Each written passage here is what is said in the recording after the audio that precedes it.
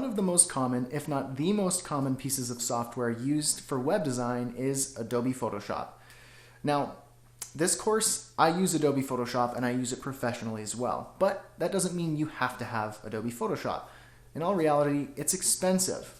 You can subscribe to Creative Cloud for $20 a month, or you can flat out buy the software for upwards of $1,000.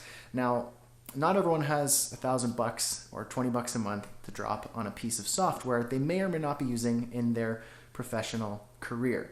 However, there are free alternatives, which I'll list in this lecture. And also, you can get a free 30-day trial of Adobe Photoshop, which is plenty of time for you to have the software and follow along with the course. So once we start the Photoshop section, go ahead and go to adobe.com/Photoshop, and then you can sign up for your free trial, no credit card required, anything like that. One other thing that I wanted to let you in on was a little secret that us web designers and graphic designers like to take advantage of.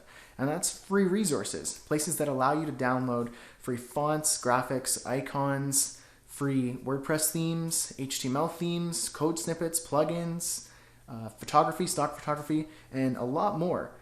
Now, these things are pretty expensive to buy flat out, but if you're just want to practice, or if you just want to kind of jump in and you just need access to a couple icons or a font or something like that, there's a way to get those things for free. And that is using the service or the website called Creative Market.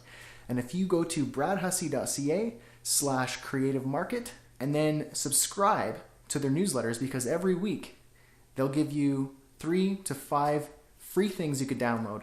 And basically every week I go ahead and download those because they're incredibly useful.